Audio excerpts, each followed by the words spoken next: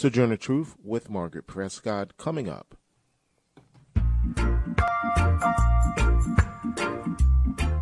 Welcome to Sojourner Truth. Thank you for staying with us. This is your host, Margaret Prescod. Today, a one-hour special on Stokley Carmichael, also known as Kwame Ture. He is known by a generation for popularizing the cry of Black Power. We speak with Dr. Peniel Joseph about his brand new book, Stokely, A Life. How did the concept of Black Power as a political strategy develop? How and why did Stokley Carmichael move from civil rights worker to U.S.-based Black Power leader to Pan-Africanist and socialist? What price did he pay? We have a wide-ranging conversation on Stokely's life, impact, and contributions. We live in a global world. We're all interrelated. So on Sojourner Truth, we work to bring directly to you news and views on local, national, and international policies and stories that affect us all. And we draw out how those of us most impacted, women, communities of color, and other communities are responding. We also discuss the interrelationship between art and politics. We focus this hour on the life and impact of Stokley Carmichael, also known by his African name, Kwame Ture. Let's hear an excerpt from Stokley Carmichael's 1966 speech at the University of California, Berkeley. Now then, in order to understand white supremacy, we must dismiss the fallacious notion that white people can give anybody their freedom. No man can give anybody his freedom. A man is born free. You may enslave a man after he is born free. And that is in fact what this country does. It enslaves black people after they're born. So that the only act that white people can do is to stop denying black people their freedom. That is, they must stop denying freedom. They never give it to anyone. Now we want to take that to its logical extension so that we could understand then what its relevancy would be in terms of new civil rights bills. I maintain that every civil rights bill in this country was passed for white people, not for black people.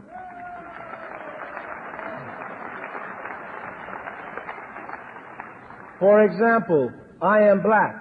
I know that. I also know that while I am black, I am a human being. And therefore, I have the right to go into any public place.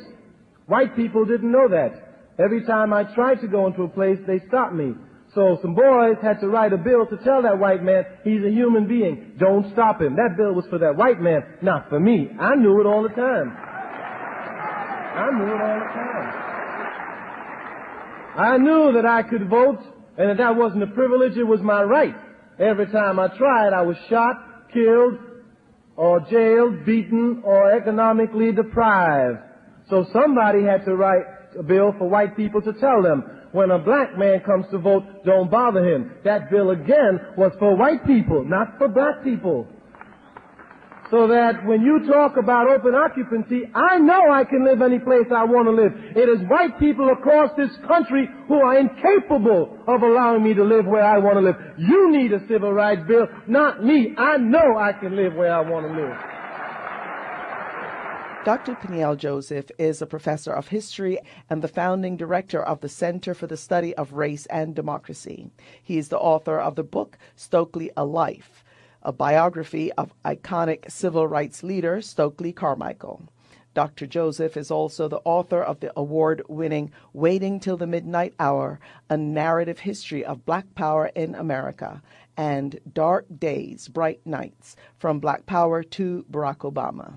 Dr. Peniel Joseph stopped by our studios. Here is what the New York Times had to say about Stokely, A Life. They say, quote, in chronicling the life of the activist intellectual Stokely Carmichael in Stokely, A Life, an insightful, highly engaging, and fluently written biography, the historian Peniel E. Joseph has shed light on one critical, if largely overlooked part of that journey. And there you have a rather glowing review by the New York Times. It's entitled Evolution of an Activist. Let's go to our interview now with Dr. Peniel Joseph. Peniel Joseph, thank you for joining us. Oh, thank you for having me, Margaret. All righty. So Stokely, A Life, a book about Stokely Carmichael. what got you interested in doing a book on Stokely? Well, I mean, my mother is really my first teacher and historian and really an activist. And I'm the son of Haitian immigrants who came to the United States in 1965. So I was raised by a single mother in New York City, and she worked for Mount Sinai Hospital and was part of the 1199 Hospital Workers Union. So I was on my first picket line when I was in elementary school. So, well, we have a kind of a similar story because I'm also from the islands, from Barbados, yes. And emigrated to Brooklyn. Yep. And got involved in the movement from there. Yeah, right? and we actually lived in Brooklyn and then moved to Queens. Oh, okay. So it's a very interesting story as well. Yeah, Crown Heights in Brooklyn, and we were off of Eastern Parkway in Brooklyn. Yeah. I used to live on Eastern Parkway at some point. Yeah, and so I got interested in political activism through my mother. So I was reading about Haitian history and the Black Jacobins by C.L.R. James when I was 10 years old. So Stokley Carmichael came into my consciousness at a very, very young age, and it got reinforced through the Eyes on the Prize television series, which was Henry Hampton, who's the African-American executive producer of that. That's coming out of Boston's Black Side Productions, and journalists like Callie Crossley and others were working on that. And so Stokely became part of my education in terms of the civil rights movement. And as I grew up into high school, was very, very active. College, very, very active around many different issues, including Haitian refugees in Guantanamo, anti-death penalty work. Al Sharpton was there, Sonny Carson, all these different activists in New York. And so Stokely became somebody who I was pursuing. People talked about Malcolm X, Dr. King, but Stokely really came into my consciousness. And so through doing work on the Black Power movement, I went to Temple University for my PhD. This was around the time that there was really a lot of activism around Mumia Abu-Jamal, who was on death row, former Black Panther, around welfare rights, Kensington welfare rights activism in and around Philadelphia, especially North Philadelphia. I taught high school in Philadelphia while doing my PhD. So Stokely was always in the back of my mind, Stokley Carmichael, Kwame Ture. And I got a chance to see Kwame Ture in Philadelphia when he gave a speech at University of Pennsylvania before he was diagnosed with cancer. So he was hugely charismatic. He was talking about imperialism. He was talking about capitalism. He was talking about racial oppression. And I got the chance to see him, shake his hand, briefly speak to him. And then when I was doing my dissertation, I did a dissertation on the Black Power movement. And that turned into my first book, which was called Waiting Till the Midnight Hour. And the deeper I did research, the more I was interested in Stokley Carmichael, Kwame Ture. Right. And of course, Stokley Carmichael, who later changed his name to Kwame Ture, born in Port of Spain in Trinidad and Tobago, also hailed from the Caribbean. So you were kind of grounded in that experience in your youth with your mom, labor union, Black Power movement as a student activist, et cetera. So getting more into the book itself and the life of Stokley Carmichael, of course, a very controversial, figure. And a lot of people remember, of course, he's mainly remembered for his cry of Black Power. And various other people have also staked the claim on coming up, with that term. There are lots of stories I hear in the movement, around that. But tell us then about Stokely's early years, his formative years then, as he becomes more of a national leader, but prior to that. Well, yeah, he's born June 29th, 1941 in Port of Spain, Trinidad. And what's interesting is that Stokely's parents both leave for the United States when he's really a tiny baby. And so he's raised by his paternal grandmother, Cecilia, and he's raised by his aunts as well, right? So he's really the middle child of five. He's the only boy. He's the only son. He's really going to be somebody who is always identifying with underdogs, even in Trinidad. Even as a young man, he's a sharp dresser. They call him Little Man, who's in the little suits that his all these strong black women who are raising him dress him in. He goes to a little sort of intermediary school on the island in Port of Spain, Trinidad. He's hugely precocious, hugely smart and intelligent. He always remembers Trinidad because he leaves Trinidad 2 weeks before his 11th birthday, but he's inculcated in both the Caribbean tradition, but also the British tradition, right? He remembers when Princess Margaret comes to the island and he's waving the flag at 10 years old. This is a memory that he's later going to say he's embarrassed by the time he's in London in 1967. He's looking at a portrait of Princess Margaret, and he's saying, why is everybody so obsessed with British royalty? But he used to be, too, as just a young boy. He comes to New York City in 1952, and what's interesting is he's reunited with his family after not seeing his mother for 6-7 years, after not seeing his father. So he has to get reacclimated. Him and his sisters come back to New York City, and there's 2 more sisters that have been born while they were still in Trinidad. So what's interesting is the Carmichael clan gets reunited, and they move to the Morris Park section of the Bronx. His father, Adolphus Carmichael, who's a carpenter who had built the house he grew up in Trinidad, is really now a jack of all trades, a taxi cab driver. His mother, May Charles, is a homemaker, but a firebrand. She's the one who Stokely takes his temperament really after. And so what's interesting is that he moves to a predominantly white section of the Bronx, predominantly Italian. His friends become predominantly white, predominantly Italian. He goes to Bronx Science High School. He tests into that school. That's a very competitive school to test into. Yeah, it is. Mm-hmm. Predominantly Jewish school. And what's interesting is that he really becomes part of multiple worlds. On one level, he's got the Caribbean background. On another level, he's running with this predominantly Italian kids in his neighborhood. He's also going to Harlem, where he's getting his hair cut, and he's hearing street speakers in Harlem, including Nation of Islam, but street speakers who are talking about the African Revolution in the 1950s. Mm-hmm. He's hearing about Emmett Till. Emmett Till is assassinated and lynched in 1955. 14-year-old black boy from Chicago, lynched in Money, Mississippi. Stokely is the same age as Emmett Till when Emmett Till is lynched. So he's hearing about the civil rights movement. He's hearing about Malcolm X, and he's also participating in left-wing study groups where they're reading Marxism, they're reading socialism.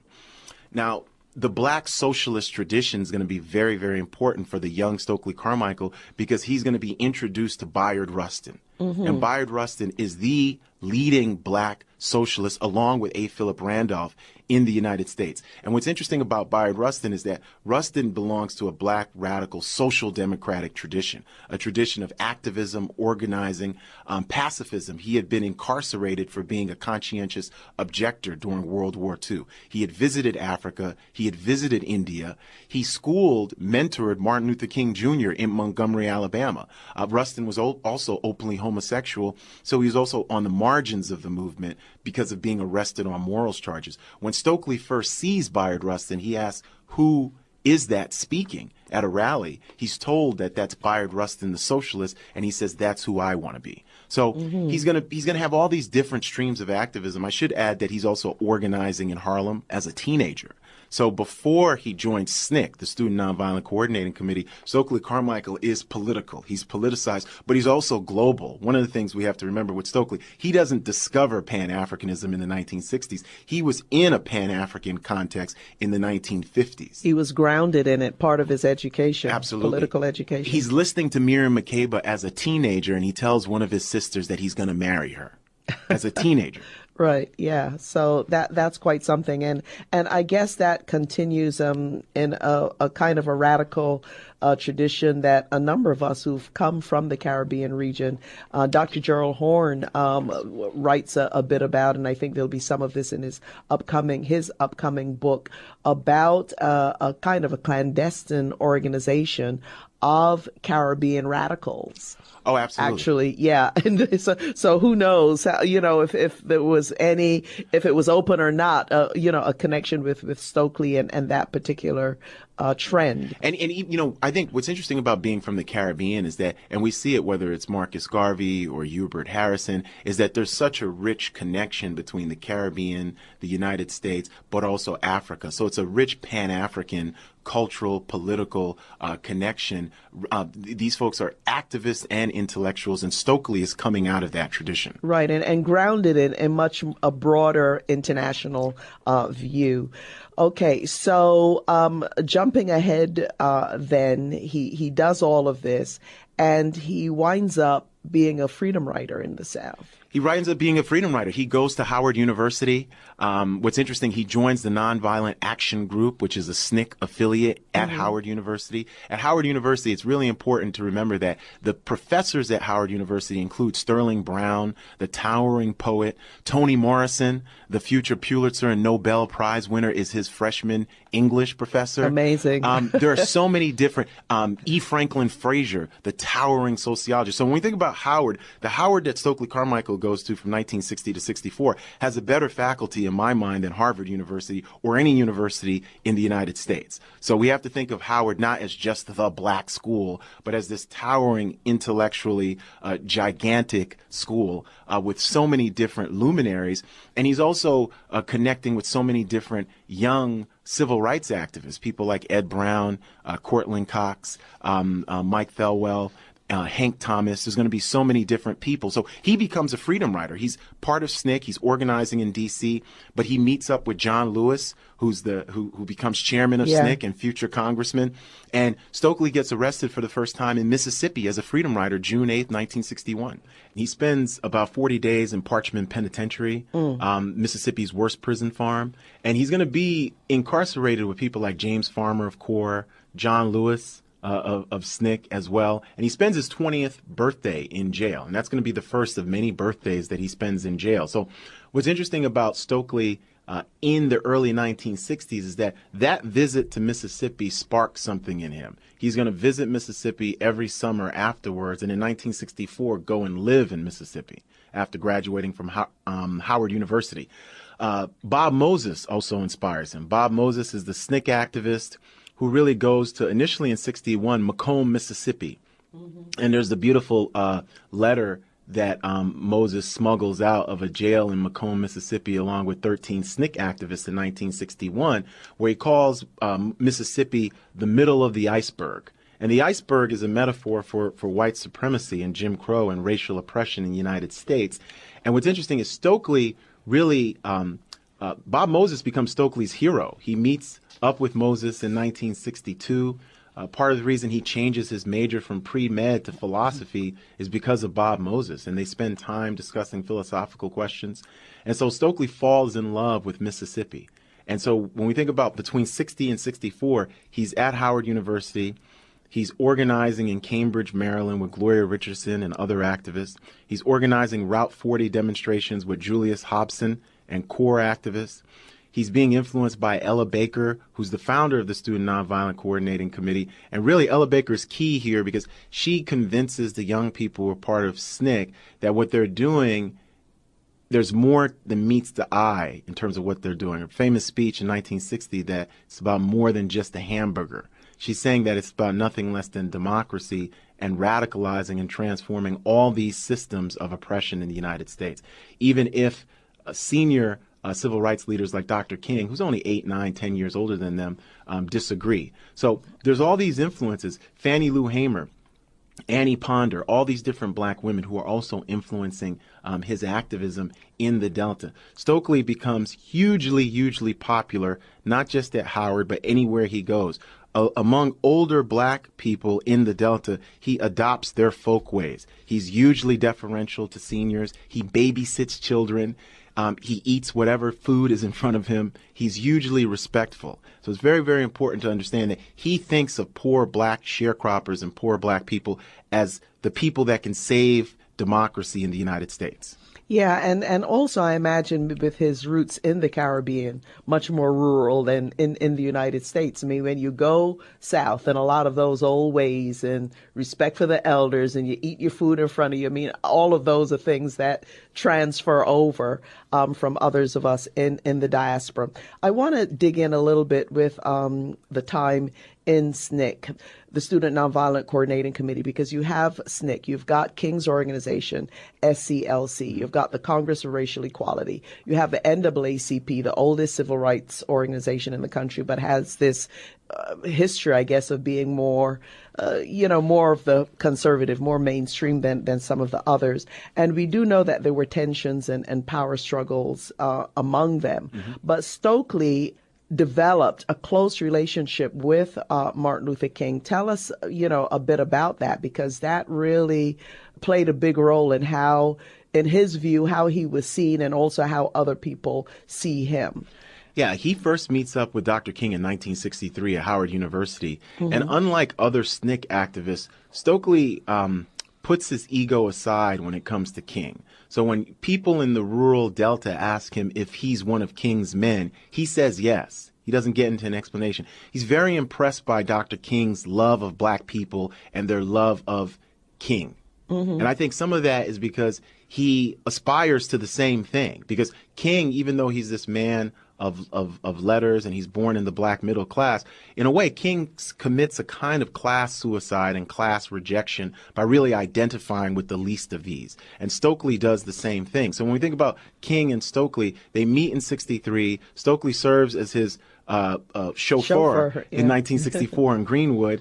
They marched together in Selma in 65, which is sort of a little known fact. And Stokely moves into Lowndes County with SNCC and don't go to the main Selma demonstration. They use that demonstration to burrow deep into Lowndes County to do their independent political organizing.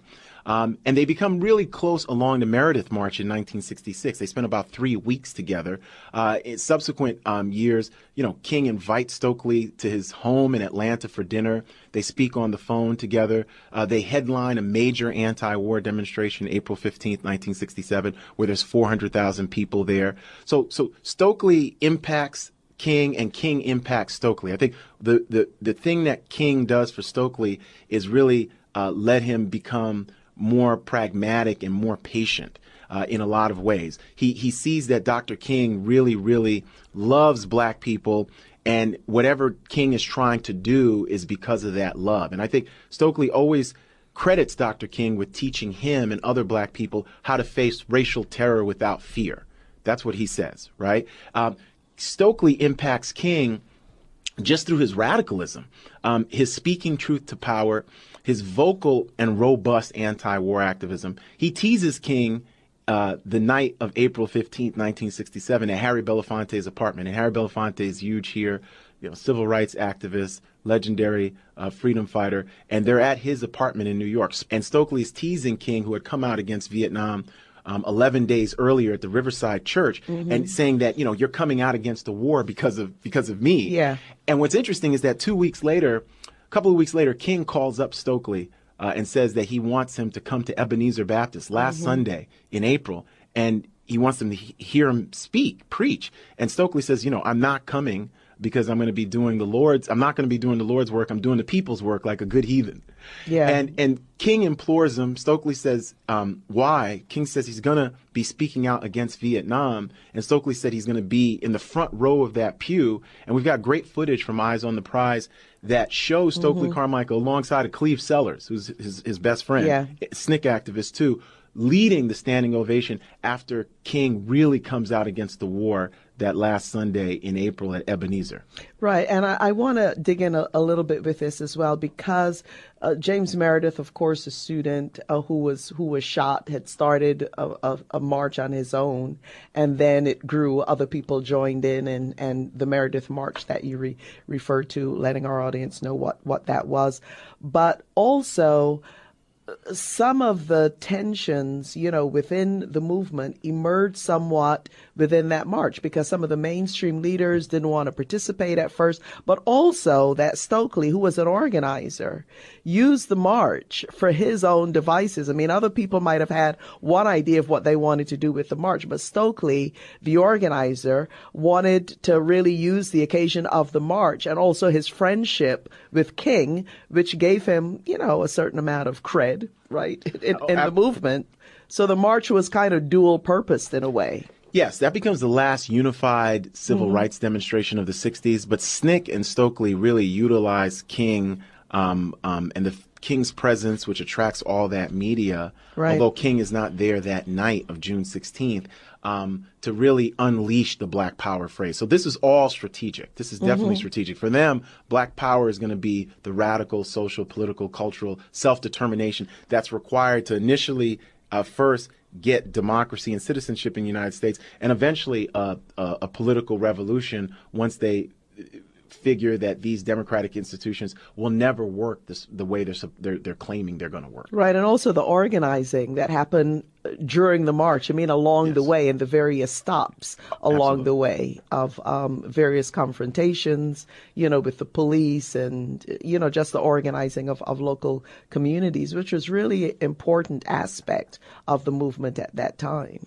And the march helped to achieve that. Yeah, they're going to register about 4,000 people. They're going to go into the Delta where people are picking cotton and take people with them. Small towns with names like Grenada, Belzoni, so many different little places in the Delta where they're organizing people. They're registering people to vote for the first time since Reconstruction. So genuine organizing is taking place there. Initially, Whitney Young and Roy Wilkins balk at this, and they balk at the fact that the Meredith March Manifesto. There were the Urban League and NAACP. Urban League eventually is going to come back to the table.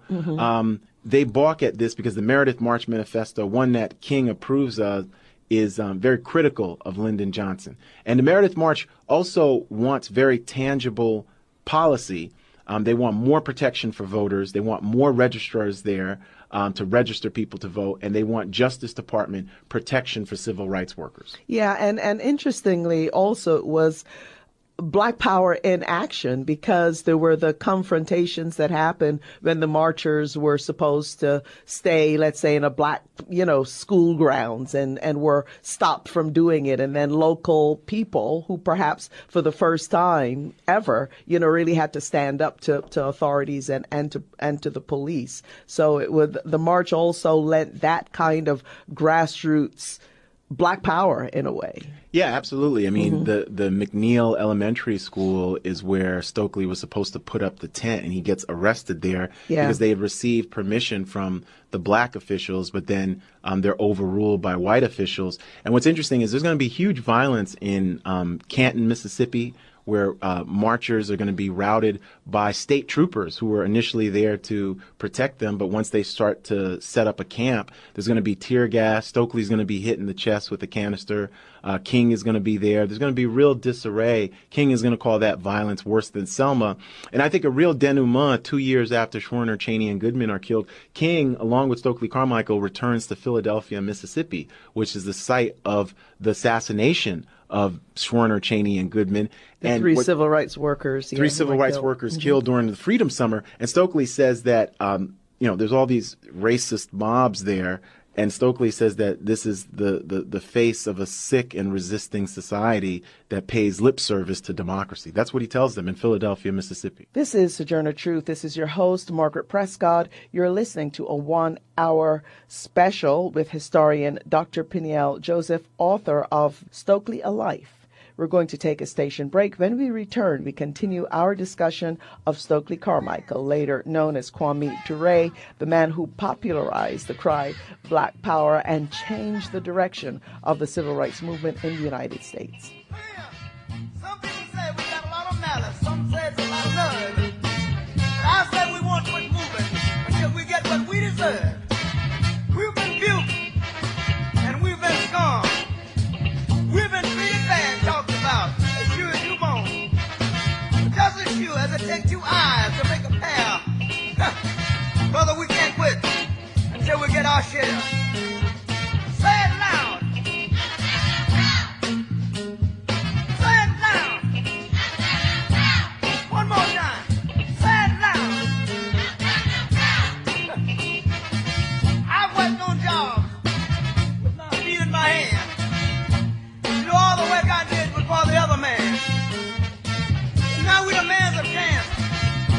for ourselves. We're tired of beating our head against the wall and working with someone else. Say it now. Say it loud. Say it loud. Say it loud.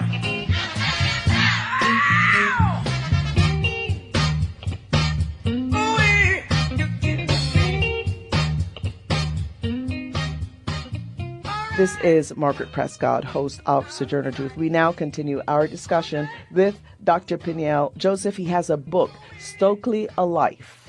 And, of course, Stokley Carmichael, known by a generation for popularizing the cry of Black power, but also developing the politics behind that cry.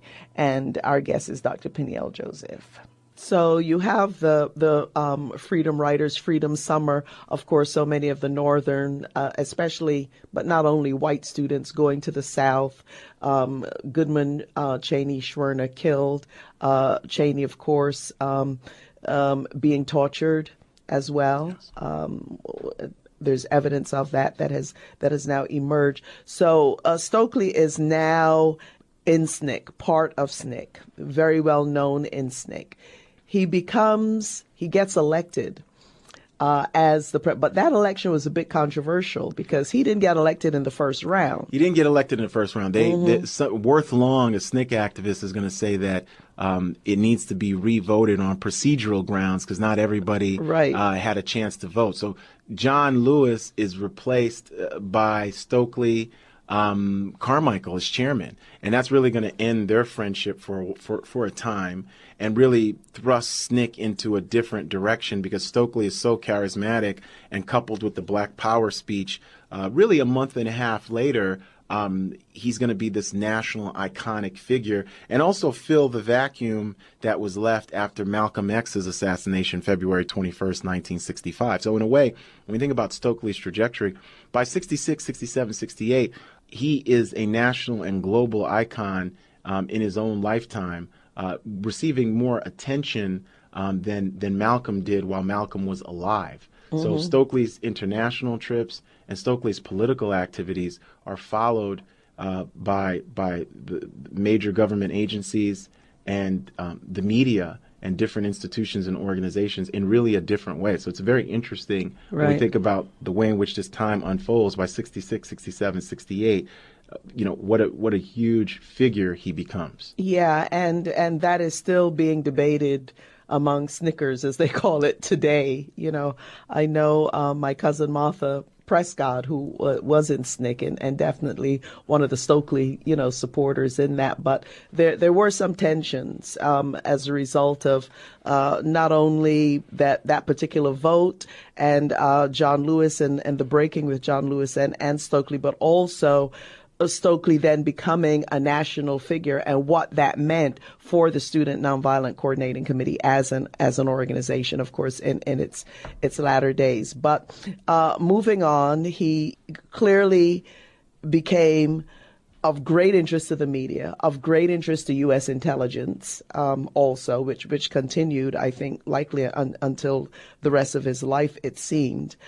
But I felt in reading the book and from my memories also of that time, there's a way in which what happened to Stokely and his evolution explained a lot of what was going on in the movement generally, because there really were those debates. I mean, there was the rise of Malcolm X. People in SNCC very much attracted to Malcolm X's more militant message as opposed to King's turn the other cheek message, the rise of the Black Panther Party, the Nation of Islam, then the split that happened within the Nation of Islam and Malcolm X, for example.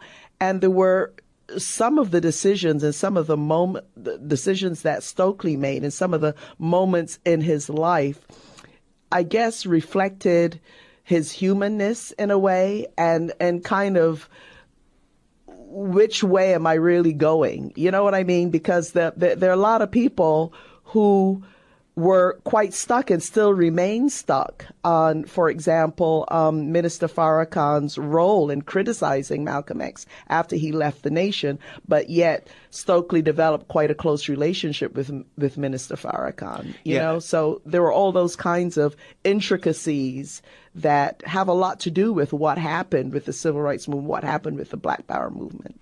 Yeah, no, absolutely. There's a lot of different debates and different disputes that are going on, and certainly Stokely is a part of that. I think that the relationship with Farrakhan is because he believes in a Black united front, but I think what's interesting about Stokely and his evolution in the late 60s is really the way in which, really in a large way, we call him a revolutionary Pan-Africanist, but when we think about Black Power and what he's doing, he's both that and he's this anti-imperialist. I mean, what happens to him you think about the Berkeley speech, October of 1966, that's an anti-imperialist speech before he goes to Puerto Rico, before he goes to Cuba, Algiers. He's talking about white skin privilege, white supremacy. He says democracy is not real in the United States, that the war in Vietnam is a racist war. He says that, the United States doesn't have a conscience. King's message can only work with people who do have that. And he's saying that's his difference with King. Not the message, just the fact that America is an empire and can't listen to this message. So what's interesting is his anti-Vietnam War protest and him going to Puerto Rico, him going to London, the Dialectics of Liberation Conference where Angela Davis sees him, him going to Cuba, 1 million people, Fidel Castro in Santiago saying, this is the Black revolutionary leader of the United States. Him going to Algiers where he's with the FLN and the Algerian revolutionaries. Him going to, Conakry, Guinea, where he meets up with Kwame Nkrumah, Sekou Touré, Miriam Makeba. He goes to Tanzania and meets up with Julius Nyerere, but representatives of the ANC and other different revolutionary organizations. He goes to Copenhagen, meets up with Jean-Paul Sartre. He's in Stockholm. He's in Paris, right? All this is very, very transformative and heady. And by the time he comes back to the United States, he's prime minister of the Black Panther Party, popularizing that. So he becomes really, very, very broadly speaking, somebody whose politics and his intellectual ideas are very, very generative. He leaves the United States a radical political activist. I argue that he comes back really a revolutionary and ready to devote his life to what he sees as this global political revolution that's necessary to defeat what he calls American empire, right? So there's this anti-capitalism, anti-imperialism. For him, revolutionary Pan-Africanism is the vehicle to get to that, right? And so many people are moving. He really anticipates the Pan-African turn, but his Pan-Africanism is very specific. Some are going to say sectarian because it's Nkrumahism, Touréism, where you think about somebody like Amiri Baraka, Congress of African People, it's sort of a larger, more expansive, we're going to let these people in. With Stokely, soon to be Kwame Touré, his vision, his revolutionary vision is based on a specific political faith. He talks about scientific socialism, but it's a very specific vision and interpretation of Africa and African history, which he's getting from Nkrumah, he's getting from Touré. Right, and learning some tough lessons, because when he left the U.S., and I remember a lot of people at the time was like, what? Okay, he left the U.S. and made these international connections and built those connections, as you so rightly outlined. But then coming back to the U.S., clearly something had shifted, and the level of media interest, the level of power even within the Black community that he was so connected to before leaving the U.S. had somewhat waned. I mean, he wasn't received in the same way as he was Stokely, raising the fist for Black power and the Black Panther Party. I mean, even when he went south, returned to the South, except, of course, when he went to Washington, D.C. and Howard University, the red carpet was always rolled out for him. So I imagine that was a tough political lesson on the one hand, and on the other hand, Nkrumah's vision of African unity and the unification of Africa, and what happened in Guinea, and creeping, what some would call sectarianism. Yes. Coming in. So he's really straddling a lot of worlds and seems to be doing it as well as he could, I imagine. but he really was in a quandary for a while there. Yeah, I mean, I think what we see there is certainly there is sectarianism. By the time you're saying, your specific ideology is the only way to unite Africa, that's sectarianism. Black power was more capacious and expansive. I think the difference when we think about Stokley Carmichael and the evolution to Kwame Ture, Stokely was asking all these questions, right? He was asking all these questions and admitted that he didn't have the answers. As Kwame Ture, he's saying he has the answers through, the All African People's Revolutionary Party, the political thought of Nkrumah. Nkrumah dies in 1972, and then sort of the state leadership of Sekou Touré, because he becomes connected to Sekou Touré, him and Miriam Makeba. So he's under sort of the protection of Sekou Touré. So there's not necessarily going to be a critique of the state of Guinea and really of different African autocrats, right? And, for him, I think he's rationalizing that because there's this larger fight against imperialism that must take place, right? Yeah. For others, there's going to be a really criticism and say these are political blinders, Kwame Ture, that you have that you refuse to see.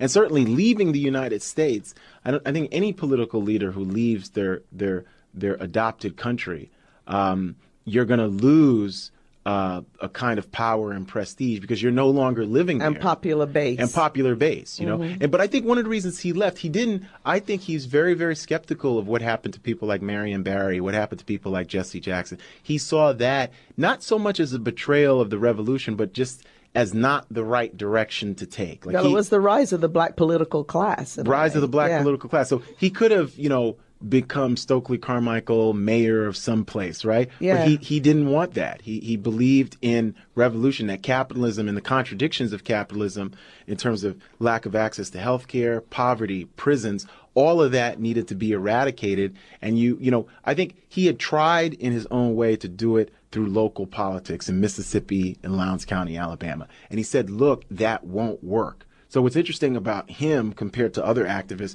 who might have a critique of electoral politics, he had organized with people for electoral politics. He had organized for voting rights. He had lived and worked with some of the poorest people in America. And he said that didn't work in the way in which we had anticipated. So what he was doing, and sometimes you think of it as sort of politics on high, you're with, Nkrumah and Touré, and you're sort of jet setting, was a way. His argument was Africa was our only natural land base. It was the only land base we could protect. So if you had a unified Africa, one nation, one army, one leader, that would provide leverage for black liberation in the United States, the Caribbean, and so on and so forth. Yeah, and I want to return to his time in Africa, but really we have to set one story straight. So we have to go back a little bit within SNCC having to do with women, because we all heard, the whole nation heard, Stokely said the role of women in the revolution is to be prone, right? So let's get that story straight of what really happened. Well, yeah, that goes back to November 1964 in Waveland, Mississippi at a SNCC conference where there's a then anonymous position paper on the role of women that has since been attributed to Casey Hayden, who was married to Tom Hayden in the early 60s, and Mary King, who in her memoir really recalls how after that meeting, they're on a pier in Waveland, Mississippi, and they're talking and laughing, and people are joking. Because you remember, these people are 21, 22 years old, 18, 19 years old, so they're kids.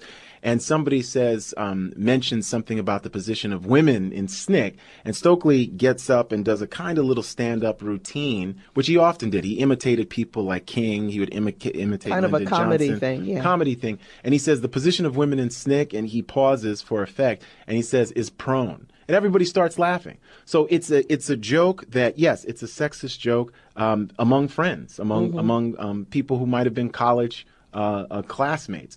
That has since been decontextualized and took on a life of its own. It sure did. But when you talk to women in SNCC, they'll say that Stokely was among the most responsive men in SNCC. And it also makes it seem as if SNCC was this organization rife with sexism. Doesn't mean there was no sexism in SNCC, but certainly one of the things that women, and there's a great anthology by Judy Richardson et al., Hands on the Freedom Plow, about black and white women in SNCC, is they talk about how transformative that experience was, and how in terms of gender equity, SNCC didn't mirror the huge, enormous patriarchy that was felt and misogyny on the outside, right? Doesn't mean that there was none of that, but it just means that, black women and white women in SNCC had enormous self-determination and exhibited enormous abilities and tenacity. So that wasn't the kind of things and treatment that was accepted within SNCC at all. Yeah, and Hands in the Freedom Plow put together by a number of SNCC women, yes. Judy being one of them. So I just had to get that out there. Yes. So then we move forward again to the complexities, really, of the time in Africa, because Sekou Touré, starting out as a revolutionary, Guinea, the country becoming, at least it's been reported to be becoming increasingly repressive against, people who are opposition yes. To the government. And Stokely always appeared with his button, and very loyal to that regime. They hosted him and his wife, Miriam Makeba. Another controversial thing is his visit to Uganda, the invitation by Idi Amin. Mm-hmm. And practically by then, the whole world knew about the controversies around Idi Amin. So how did Stokely himself see what looked to other people as a contradiction? You are revolutionary, but yet you're kind of consorting with people who perhaps may have started out as in a revolutionary way, but have since betrayed the revolution. I mean, how do you see that he balanced that or justified it? Well, I think he looked at it as a couple of things. One, he believed in a very overarching vision of black solidarity about not publicly criticizing black people ever. I think that can constrain your politics and be a major mistake. Two, the enemy of my enemy is my friend. So the idea that Idi Amin and other African dictators who at least both real and paid lip service to anti-imperialism, and for what Stokely was very important, anti-Zionism. Right, and support for the Palestinian people. Support for the Palestinian people. So what's interesting there is I think that these are errors. I think that these are mistakes. I mean, historical icons and leaders can make mistakes. They often do, right? But for him, he rationalized and justified that by saying that who is the United States to provide any kind of moral barometer for anyone? That was always his argument. His argument was that, whether it was President Richard Nixon or others, hadn't they illegally surveilled people like him? Hadn't they been bombed and killed a whole set of folks in Vietnam and Cambodia, right? So who was the United States to tell anybody about morality, right? That's the argument. But of course, I mean, by the time you're trying to play politics up on high, it gets very, very messy. Lowndes County and the Delta, it's a clearer, simpler political picture, right? That these are folks being oppressed and we need to stop this oppression. By the time you're saying you're aligning yourself with any state power, including the United States, right? I think, whether you're president of the United States or you're the head of another country, Africa or the third world, you're making all kinds of political calculations that are no longer as simple as black and white. And I think that's what he found himself in. But certainly I think he, as an older, more mature activist, he found himself in positions that I think his younger self would have definitely questioned and criticized. Yeah, and by the time he fell ill and dying at way too young an age, 57 in 1998, he seemed to have come full circle as people who allegedly disagreed with him politically, who really gathered around him and supported him during the time that he was ill. I can't believe how the clock is going because there's so much more we need to talk about. Dr. Peniel Joseph, the author of Stokely, A Life. So we're going to have to continue the conversation. But just finally, because I know you have to dash, I think it's great that you did this book and you did the research, because it is true when we look back at the movement, and I think of that period, and we do have to do it, right? So history doesn't repeat itself. There's a lot of talk about King. There's a lot of talk, of course, increasingly about Malcolm X, because I don't think he's been given his due yet as well, Malcolm X. But Stokely did play an important role in all of that. And it really is important to see his evolution and all of the challenges that meet people who are trying to change the world. Yeah, absolutely. I think he's a great example of a well-lived life, especially in the age of Obama, because we've turned this idea of success and money and wealth and fame at all costs into the only model of having a well-lived life, right? Stokley Carmichael, Kwame Ture, it's a life of political struggle. And it's a life of victories, but also defeats as well and shortcomings, right? But he always believes in justice and revolution and the end of all forms of oppression for everyone, long past the expiration date in the American imagination and even in the global imagination, that things could get better and that, again, Goliaths could be defeated. And that racism, economic injustice, and inequality, all those things could be ended in our lifetimes. He continued to believe, and that's why he answered the phone ready for revolution. Yeah, and from a young man up until the time he died, practically every day working for what he believed in that would change the world. On that note, I'm so sorry that we're going to have to leave it there. Today's show was produced by Margaret Prescod. If you'd like a copy of today's show, please contact the Pacifica Radio Archives at 1-800-735-0230 or go online to pacificaradioarchives.org. Thank you for listening. This is your host, Margaret Prescod.